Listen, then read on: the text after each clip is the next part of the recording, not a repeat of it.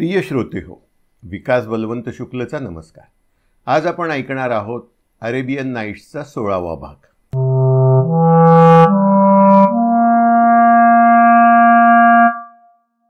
जाता जाता ती म्हातारी एका हवेलीशी उभी राहिली.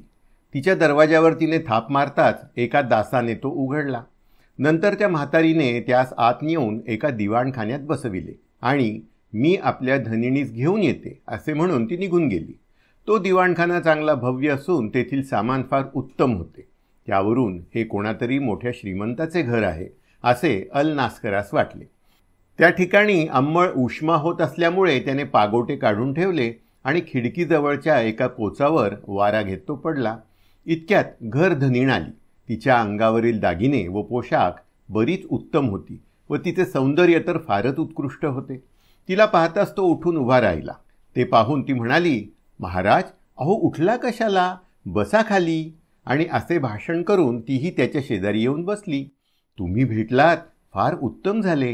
कोठे असता? याप्रमाणे काही वेळ इकडल्या तिकडल्या गोष्टी ती बोलत बसली असता आत्ता परत येतो असे म्हणून ती काही मिश करून तेथून निघून गेली. मग अल नास्कर तिची वाट पाहत तेथे बसला असता एकाएकी एक काळा कभिन्न शिद्दी आत आला. त्याची मुद्रा भयंकर असून त्याच्या हाती नागवी तलवार होती. त्याने डोळे वटारून धमकीने यास विचारले की कोण रे तू, येथे कशास बसलायस? त्यास पाहून अल नास्कराची भयाने बोबडी वळली. त्याच्या तोंडातून शब्द निघेना. मग त्या शिद्याने त्याचे कपडे व मोहरा हिसकावून घेतल्या आणि तलवारीने त्यास किती एक ठिकाणी भोसकले. त्यामुळे तो गरीब तेथे जमिनीवर निश्चित पडला व त्यास शुद्धी चांगली होती, तथापि त्याने हातपाय वगैरे अगदी हलविले नाहीत. मग तो मेला असे समजून शिद्याने टाळी वाजवली. ती खूण होताच दरवाजा उघडून दासीने संकेताप्रमाणे ताटभर मीठ आणले. नंतर त्या दोघांनी त्या बिचाऱ्याच्या जखमांवर ते मीठ चोळले असता त्यास पराकाष्ठेची इजा झाली, तथापि त्याने हुंकचू केले नाही. नंतर ती दासी व तो शिद्दी तेथून निघून गेली. मग ज्या दुष्ट म्हातारीने त्यास ठकवून तेथे आणले होते तिने येऊन त्याची तंगडी धरून त्यास ओढीत एका पेवापाशी नेऊन ते उघडून त्यास आत ढकलून दिले. खाली पडण्याच्या धक्क्याने त्यास प्रथम मूर्छा आली, परंतु काही वेळाने सावध होऊन पाहतो तो आपण एका पेवात पडलो आहो असे त्यास समजले. याचप्रमाणे त्या दुष्टांनी जीव घेऊन ढकलून दिलेल्या माणसांची पुष्कळ मढी त्या पेवात पडली होती. त्यांच्या अंगास मीठ घासले होते, तेच त्याचा प्राण वाचवण्यास या ठिकाणी कारण झाले. असो, काही वेळाने त्यास उठून बसण्याचे सामर्थ्य आले.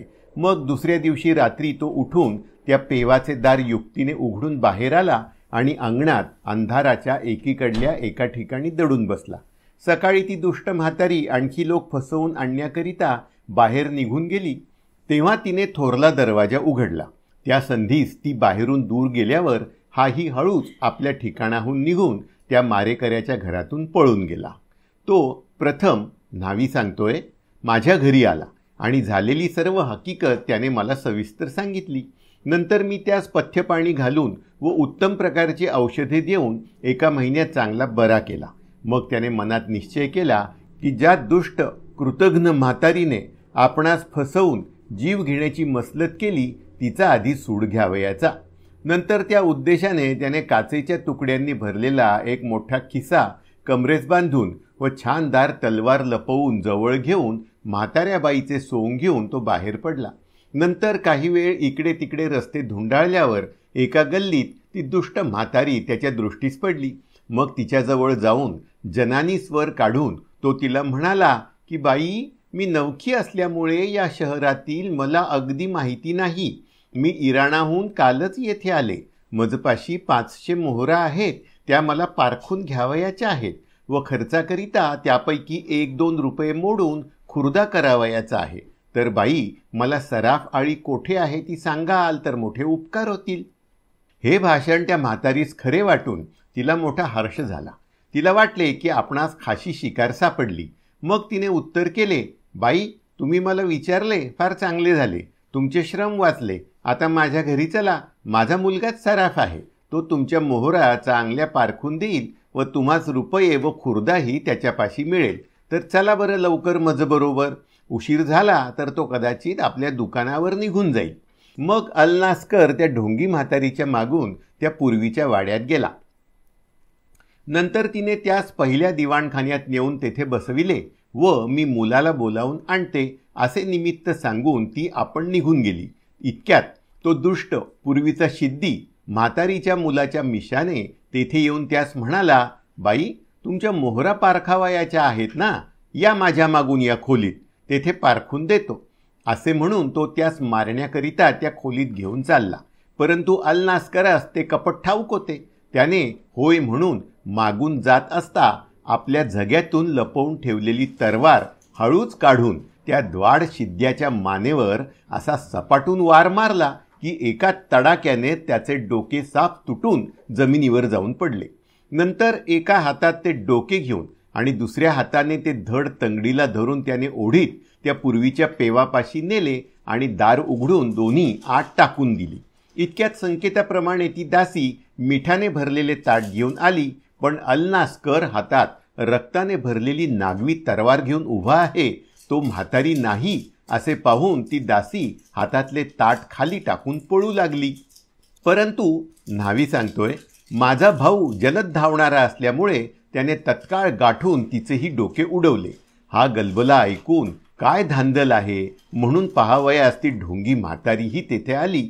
तिला पाहताच माझ्या भावाने तिला पकडले आणि म्हटले की, अगे दुष्टे, तू मला ओळखलेस? तिने भयाने कापत कापत उत्तर केले, महाराज, आपणास पूर्वी कधीही पाहिले असे मला आठवत नाही. आपण कोण आहात? अलनास्कर म्हणाला, अगे दुष्टे, तू महिन्यापूर्वी माझ्या घरी येऊन मला नमाज पढावयाचा आहे, मला हातपाय धुवायला पाणी द्या म्हणून माझी विनवणी केली नव्हतीस? आता आठवले का तुला मी कोण तो? हे शब्द ऐकताच ती त्याच्या पायावर डोके ठेवून त्यापाशी क्षमा मागू लागली. परंतु तिच्या बोलण्याकडे लक्ष न देता त्याने तिचे 4 तुकडे केले. नंतर घरधनी म्हणून जी स्त्री मोडत होती तेवढी मात्र राहिली. तिला घरात काय वृत्तांत झाला तो समजला नव्हता. मग माझा भाऊ तिला शोधू लागला. ती आपल्या खोलीत बसली होती. ती त्यास नागवी तरवार हातात घेऊन येताना पाहताच भयाने घाबरी झाली व जीवदान देण्याविषयी त्याची प्रार्थना करू लागली. त्यास तिची दया येऊन तो सौम्य स्वराने तिला पुसू लागला की, तू अशी चांगली प्रतिष्ठित दिसतेस आणि या असल्या दुष्ट मारेकऱ्यांच्या संगतीत कशी राहिलीस? तिने उत्तर केले की, मी एका प्रतिष्ठित व श्रीमंत सावकाराची बायको होते. एक दिवस माझ्या घरी ती द्वाड म्हातारडी आली आणि म्हणाली की, बाई, माझ्या घरी लग्न आहे, त्या समारंभास तुम्ही याल तर मजवर मोठे उपकार होतील.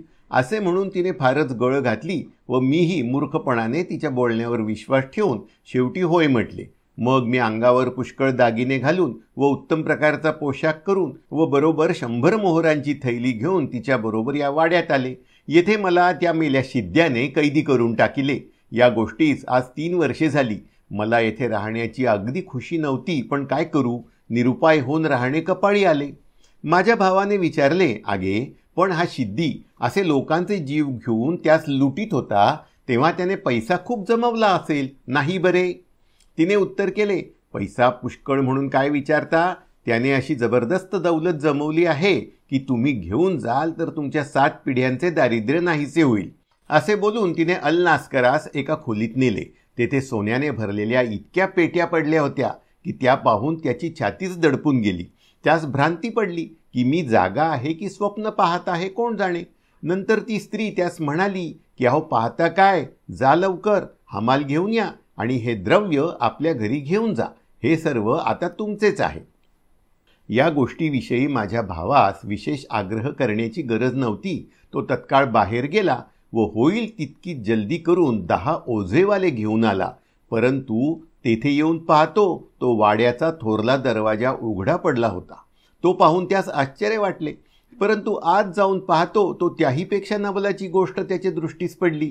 ती अशी की ज्या खोलीत त्याने सोन्याने भरलेल्या पेट्या पाहिल्या होत्या तेथून त्या पेट्या आणि ती स्त्री दोन्हीही नाहीशी झाली. ती स्त्री यापेक्षा विशेष धूर्त व विशेष चपळ होती. तिने गोड गोड बोलून त्यास ओझेवाले आणावयास बाहेर पाठविले आणि तो बाहेर गेला. इतक्या वेळात जल्दी करून ती सगळी दौलत तिने लांबवून आपणही कोणीकडे नाहीशी झाली. त्याने तिला शोधून काढण्याकरता सगळे धर ढुंडाळले, परंतु ती त्यास सापडली नाही. नंतर जळत्या घराचा पळता वासा या म्हणीप्रमाणे त्याने घरातील भांडी कुंडी वगैरे जे काही सापडले ते सर्व गोळा करून ते ओझेवाल्यांच्या डोक्यावर देऊन आपल्या घरी नेले. ते सामान एकंदर मिळून पुष्कळ किमतीचे असल्यामुळे त्याच्या ज्या 500 मोहरा गेल्या होत्या त्यांचा चांगला वचपा त्यात निघून चुकला. परंतु माझा भाऊ तो वाडा धुवून नेत असता ती गोष्ट शेजारापाजाऱ्यांनी पाहिली होती व ती त्यास वहिमाची वाटल्यावरून त्यांनी शहरच्या कोतवालाच्या कानांवर घातली. इकडे हातची मोठी शिकार निसटून गेली तरी आपला तोटा न होता थोडासा नफाच झाला. इतक्यावरच जीवाचे समाधान करून अल्नास्कर त्या दिवशी रात्री मोठ्या सुखात होता. परंतु दुसऱ्या दिवशी सकाळी उजाडले नाही तो कोतवालाचे शिपाई येऊन त्यांनी त्यास पकडले आणि आमच्या धन्याने तुला बोलावले आहे तिकडे चल असे ते त्यास म्हणू लागले. माझा भाऊ पुष्कळ त्यांच्या हातीपायी पडला व त्यांनी सोडावे म्हणून त्याने त्यास लाचही देण्याचे कबूल केले. परंतु त्यांनी त्याच्या बोलण्याकडे तिळमात्रही लक्ष न देता त्याच्या मुसक्या आवळल्या व कोतवालाकडे त्यास ओढीत चालविले. वाटेने जात असता माझ्या भावाचा एक स्नेही भेटला. त्याने त्यास थांबवून या गृहस्थास असा का नेता हो म्हणून विचारले व तुम्हास मी पुष्कळ पैसे देतो, तुम्ही यास सोडून द्या व तो घरी सापडला नाही म्हणून कोतवालास सांगा. म्हणून त्याने त्या शिपायास पुष्कळ आग्रह केला. परंतु ते काही एक न ऐकता त्यांनी माझ्या भावास कोतवाला पुढे नेऊन उभे केले. तो येताच कोतवालाने त्यास विचारिले की काल संध्याकाळी आपल्या घरी भांडीकुंडी वगैरे सामान आणिलेस ते कोठून आणिलेस? अल्नास्कराने उत्तर केले की महाराज, मी सर्व हकीकत इत्यंभूत आपणास सांगावयास तयार आहे. मी काही एक चोरीत नाही, पण मला सरकारचे अभय पाहिजे, ते द्यावे म्हणजे सांगतो. कोतवाल म्हणाला, काही चिंता नाही, सांग, तुला अभय आहे. नंतर माझ्या भावाने ती ढोंगी म्हातारी नमाज पडण्याच्या मिशाने त्याच्या घरात आली. तेथून आरंभ करून ती तरुण सुंदर स्त्री सोन्याने भरलेल्या पेट्या घेऊन नाहीशी झाली असे समजेतोपर्यंत सर्व सविस्तर हकीकत कोतवालास सांगितली. त्याने त्या शिद्याचा, दासीचा व त्या ढोंगी म्हातारीचा जीव घेतल्याची गोष्टसुद्धा चोरली नाही. याप्रमाणे सर्व पाढा वाचून तो सरते शेवटी कोतवालास म्हणाला की महाराज, माझ्या 500 मोहरा गेल्या, त्याबद्दल त्या वाड्यातली भांडीकुंडी वगैरे सामान मी घरी आणले आहे.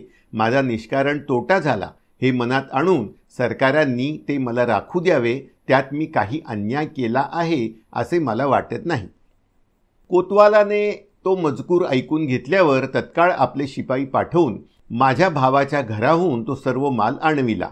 नंतर तो अल्नास्करास म्हणाला की अरे, तुझा गुन्हा फार मोठा आहे. न्यायाप्रमाणे पाहता तुला मोठी शिक्षा केली पाहिजे. तथापि तुला पूर्वी मी वचन देऊन चुकलो, यास्तव तसे मला करता येत नाही. तर तुला सांगतो की तू आत्ताच्या आत्ता शहरातून निघून जा. खबरदार, जर पुन्हा तुला या शहरात पाहिले तर तुला देहांत शिक्षा करीन. त्याने त्यास असे सांगण्याचे कारण इतकेच होते की तो तेथे राहिला तर कदाचित आपल्यावर म्हणजे कोतवालावर पाछ्याजवळ फिर्याद करेल, तर ती न व्हावी असा हुकूम झाला. तेव्हा बापड्या अल्नास्कराला तत्काळ बगदाद सोडून जावे लागले. तो तेथून निघून दुसऱ्या गावी जात असता रस्त्याने चोरांनी गाठून त्याच्याजवळ होते नव्हते ते सर्व बुचाडून त्याला अगदी नागवा उघडा करून ते चोरटे निघून गेले. याप्रमाणे त्याची अवस्था झाल्याचे वर्तमान मला समजल्यावर मी बरोबर काही कपडे घेऊन त्याच्या शोधार्थ गेलो व त्यास शोधून काढून त्यास ते कपडे दिले व त्यास गुप्तपणे या शहरात आणून माझ्या सामर्थ्याप्रमाणे मी त्याचा समाचार घेतला. ही माझ्या 3ऱ्या भावाची गोष्ट.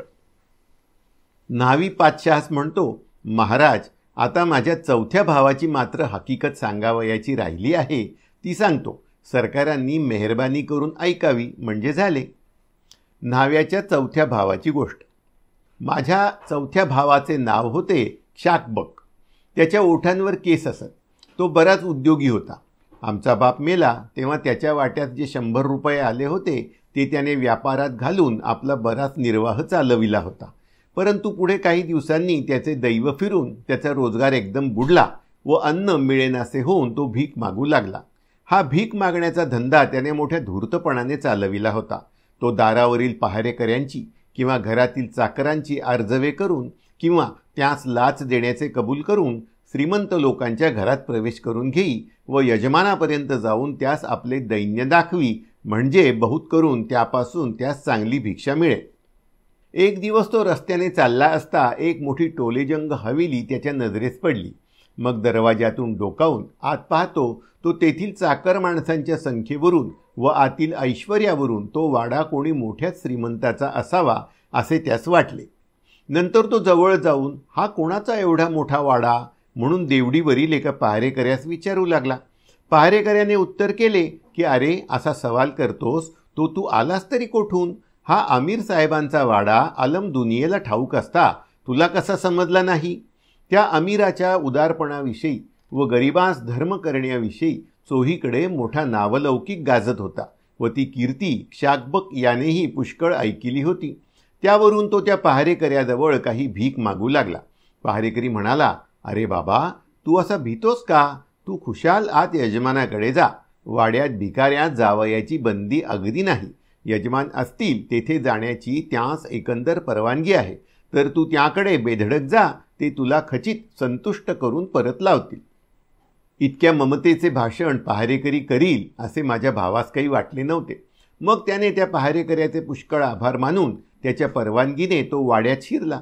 ती इमारत फारच मोठी होती. ती जेव्हा तो काही वेळ फिरला तेव्हा त्यास आमीर साहेब कोठे आहेत याचा शोध लागला. शेवटी तो एका मोठ्या चौकात आला. तो चौक फारच सुशोभित होता व त्याची बांधणी फार उत्कृष्ट होती. त्या चौकातून तो बगीच्यात गेला. त्या बगीच्यात अनेक प्रकारची उत्तम व चित्रविचित्र फुलझाडे व फळझाडे मोठ्या बेताने लावली होती व मधून मधून फिरण्याकरता नाना प्रकारच्या रंगांच्या संगमरवरी दगडांच्या वाटा बांधल्या होत्या. बगीच्याच्या चोही बाजूस चौसोपी होती. या चौसोपीस बगीच्याच्या बाजूस भिंती नव्हत्या, तर उंची कापडाचे मोठमोठे पडदे मात्र बांधले होते. उन्हाच्या वेळेस उष्णता न यावी म्हणून हे पडदे सोडीत व ऊन गेले म्हणजे बगीच्याची थंड व सुगंधित हवा येण्याकरता ते पडदे वर बांधित. माझ्या भावास ते रमणीय स्थळ पाहून व्हावा तसा आनंद झाला नाही, कारण त्या बिचाऱ्याचे सर्व लक्ष भिक्षेकडे लागले होते. नंतर त्या चौसोपीत अत्यंत शृंगारलेला जो भाग होता तेथे तो गेला. त्या ठिकाणी पलंग, आरसे, तसबिरी, पडदे वगैरे बहुमोल सामान उत्तम रीतीने मांडून व लावून ठेवले होते व भिंतीवर व छतावर सोनेरी शाईने वेलबुट्टी वगैरे काढल्या होत्या. त्या ठिकाणी एका पलंगावर श्रेष्ठ स्थानी एक गृहस्थ बसला होता. तो वयाने वृद्ध असून त्याच्या उरावर लांब व पांढरी दाढी लोंबत होती. तो दिसण्यात फार भव्य, शांत, आनंदवृत्ती व कृपाळू दिसत होता. या चिन्हांवरून माझ्या भावाने तर्क बांधला की हाच घराचा मालक आमीर साहेब असावा. तो त्याचा तर्क खरा होता. घरधन्याने या याचकास पाहताच मोठ्या ममतेने त्यास अलीकडे बोलाविले व त्यास बसावयास सांगून तू का आलास म्हणून विचारले. माझ्या भावाने मोठ्या गरिबीने दीनमुद्रा करून सांगितले की महाराज, आपल्यासारख्या उदार व थोर सरदारांनी केलेल्या धर्मावर उपजीवन करणारा मी दीन दुबळा भिकारी आहे व आपली साऱ्या दुनियेत गाजणारी कीर्ती ऐकून आपणास आपले दैन्य कळविण्याकरता आपल्या पायांपाशी आलो आहे. हा घरधनी खरोखर उदार व कोमल हृदयाचा होता. ईश्वराने त्या संपत्तीही दिली होती व या असल्या धर्मात्म्याची गाठ पडली हे शाकबकाचे खरोखरी मोठे दैवत समजावयाचे. हे त्याचे दीनवचन ऐकून अमीरास त्याचा फारच कळवळा आला. मग तो ममतासूचक स्वराने त्यास म्हणाला, अरे, मी या बगदाद शहरात राहत असता येथेही तुझ्यासारखा दुःखी प्राणी आहे ना? धिक्कार असो माझ्या संपत्तीला. हे भाषण ऐकून माझ्या भावास वाटले की आता हा खरोखरी काहीतरी मोठा धर्म करील. मग तो त्यास अनेक प्रकारचे आशीर्वाद देऊन म्हणाला, महाराज, मी खरोखरीच अत्यंत दीन आहे. अमीराने उत्तर केले, काही चिंता नको. इतप्पर मी तुझे पोषण करीन. तुला यापुढे घरोघर भीक मागण्याची गरज नाही. माझा भाऊ पुन्हा म्हणाला, महाराज, मी देवाची शपथ वाहून सांगतो की आज मी साऱ्या दिवसाचा उपाशी आहे. मी अजून तोंडात पाणीसुद्धा घातले नाही. अमीर आश्चर्य करून बोलला, काय, संध्याकाळ होत आली तरी तू अजून काही खाल्ले नाहीस? अरे रे बापड्या, तुझा जीव भुकेने फारच व्याकुळ होत असेल. मग मोठ्या स्वराने चाकरास हाक मारून तो म्हणाला, अरे, कोण आहे रे पलीकडे? लवकर हात धुवावयास पाणी आणि तस्त घेऊन या. वास्तविक म्हटले म्हणजे कोणी एक चाकर आला नाही किंवा काही नाही, तरी जसे काय एका चाकराने तस्त खाली धरले आहे व दुसऱ्यावरून पाणी ओतीत आहे, याप्रमाणे तो अमीर अंगरख्याच्या अस्तन्या मागे सारून हात चोळू लागला व ये हात धू असे म्हणून माझ्या भावास बोलावू लागला. हे पाहून शाकबकास वाटले की घरधनी रंगेला असल्यामुळे आपली मस्करी करीत आहे. मग माझा भाऊही स्वतः थट्टेबाजच होता व गरिबांची चेष्टा करण्याची श्रीमान लोकांस कधी कधी खोड असते हेही तो स्वतःच्या अनुभवावरून जाणत होता. यास्तव तो घरधन्याजवळ बसून त्याच्याप्रमाणे आपणही हात चोळू लागला. मग चाकरास हुकूम करीत आहो असे दाखवून आमिर म्हणाला, अरे या गरीब बिचाऱ्यास भूक फार लागली आहे, तर खाना लवकर घेऊन या, आम्हास येथे तिष्ठत बसवू नका. असे बोलून तो अंमळशाने खाना खात आहो असे करू लागला. खरोखरी पुढे काही एक नव्हते, तरी ताटातून पदार्थ उचलल्यासारखे करून तो तोंडात घालून चावल्याप्रमाणे तो उगीच तोंड हलवू लागला आणि माझ्या भावास म्हणाला की अरे ये जेवू लाग, तू येथे अगदी परकेपणा धरू नको. अरे अजून जेवू का लागत नाहीस, तुला फार भूक लागली होती ना. मग माझ्या भावाने त्यासारखे उगीच हात तोंडाशी नेऊन चावल्यासारखे तोंड हलवण्यास आरंभ केला आणि म्हटले, महाराज जेवतोय ना. आमिराने विचारले, मित्रा ही पोळी कशी आहे, तुला ती गोड लागते ना. माझ्या भावाने उत्तर केले, अहो महाराज, गोड म्हणून काय सांगू, अशी पांढरी स्वच्छ व नाजूक पोळी मी जन्मात कधी खाल्ली नव्हती. आमिर बोलला, तर मग आज ती पोळी पोट भरून खा. अरे ज्या दासीने ही पोळी तयार केली ती 500 मोहरा देऊन मी विकत घेतली आहे.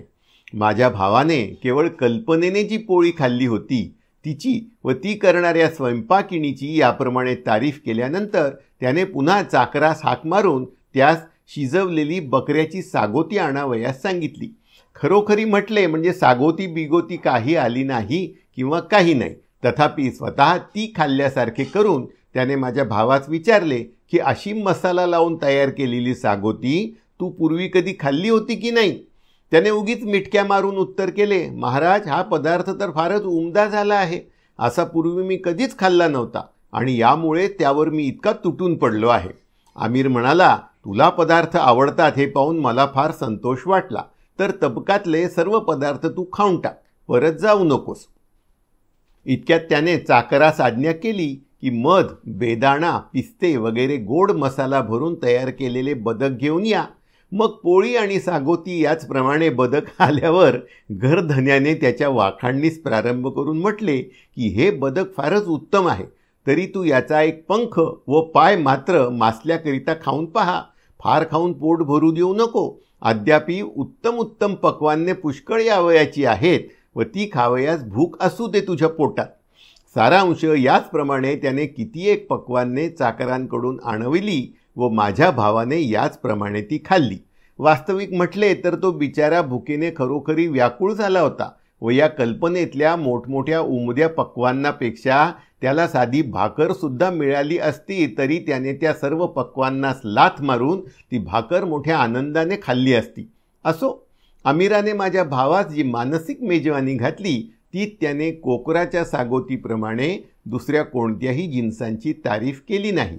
तो म्हणाला की ही कोकरे मी पिस्ते चारून तयार करतो व असा हा पदार्थ माझ्या घराखेरीज तुला दुसऱ्या कोठेही आढळणार नाही, तर तू तो यथेच्छ खा. असे नुसते बोलून तो थट्टेबाज म्हातारा थांबला नाही, तर त्याने त्या कल्पित पदार्थाचा तुकडा तोडल्यासारखे करून त्यास घास देण्याकरता माझ्या भावाच्या तोंडाची हात नेला आणि म्हटले की हा तुकडा खा म्हणजे तुझी खात्री होईल की मी या पक्वान्नाची इतकी तारीफ जी करीत आहे ती यथायोग्य आहे. माझ्या भावाने डोके पुढे करून तोंड उघडून तो त्याच्या हातचा घास घेतल्यासारखे केले व चावल्याप्रमाणे तोंड हलवून मोठ्या आनंदाने तो गिळल्याप्रमाणे दाखविले. आमिर म्हणाला, मला खात्री वाटते की हा जिन्नस तुला खूपच आवडला असेल, का तो अपूर्व आहे की नाही. माझ्या भावाने उत्तर केले, आमिर साहेब, अहो उत्तम म्हणून काय सांगू, त्याचे वर्णन मला माझ्या तोंडाने करवत नाही. महाराज, थोडक्यात सांगतो, आपल्या घरच्यासारख्या जेवणाचा बेत व उमदे पदार्थ कोठेही नसतील. नंतर आमिराने चाकरास हाक मारून सांगितले की अरे सांबार आणा बरे. मग ते मानसिक जेवणातले सांबार आल्यावर त्याने माझ्या भावास विचारले, का मित्रा, या सांबाराचा भुरका मारलास का, त्यातली खुमारी कशी आहे.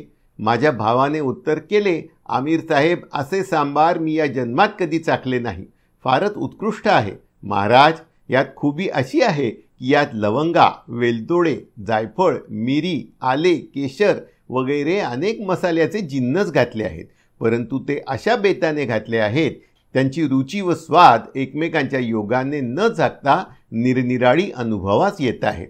फार काय सांगू, या पदार्थाची भट्टी फारच नामी साधली आहे. घरधनी म्हणाला, ठीक आहे, तर झोड सडकून. इतक्यात त्याने चाकरास आणखी हाक मारून त्यास आणखी ते सांबार आणण्यास सांगितले. परंतु इतक्यात माझा भाऊ म्हणाला, महाराज, आता पुष्कळ झाले, आता आणखी खावयास माझ्या पोटात जागा राहिली नाही. घरधनी म्हणाला, तर मग आता फळावळ येऊ द्या. नंतर पहिली ताटे उचलून फळांनी व मिठाईने भरलेली नवी ताटे येण्यास चाकरास फुरसत देण्याकरिता काही वेळ थांबलेसे करून तो पुन्हा माझ्या भावास म्हणाला, मित्रा, हे बदाम खा, हे ताजे असून फार उत्तम आहेत. ते कल्पित बदाम घेऊन फोडल्यासारखे करून खाऊ लागले. नंतर याचप्रमाणे आणखी कितीएक प्रकारचा मेवा व फळे खावयास दिली. शेवटी एक प्रकारच्या साबण्या घेतल्यासे करून तो माझ्या भावास म्हणाला, मित्रा, ही साबणी खा, ही फार गुणकारी आहे. हिच्या अंगी पचनशक्ती फारच उत्कृष्ट आहे. शाकबक याने ती कल्पित साबणी खाल्ल्यासारखी करून म्हटले, आमिर साहेब, हा जिन्नस फारच उमदा आहे. हीत कस्तुरीचा सुवास फारच खुमारीदार येत आहे. घरधनी म्हणाला, आम्ही या साबण्या घरी करतो व हा जिन्नस आणि दुसरा कोणताही जिन्नस तयार करताना पैशाकडे अगदी पाहत नाही. पैसा पाण्यासारखा खर्चतो तेव्हा अशी मनाजोगी वस्तू तयार होते.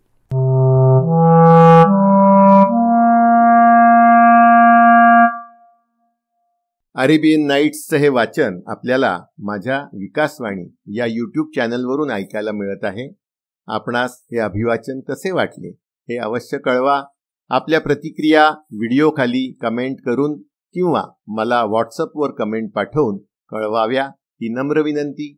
आणि अशीच माझी अन्य अभिवाचने आपणास ऐकावयाची असल्यास कृपा करून माझ्या विकासवाणी या यूट्यूब चॅनलला सबस्क्राईब करा आणि हे अभिवाचन आपल्या सर्व मित्रमंडळींपर्यंत विशेषतः लहान मुलांना ऐकायला पाठवा.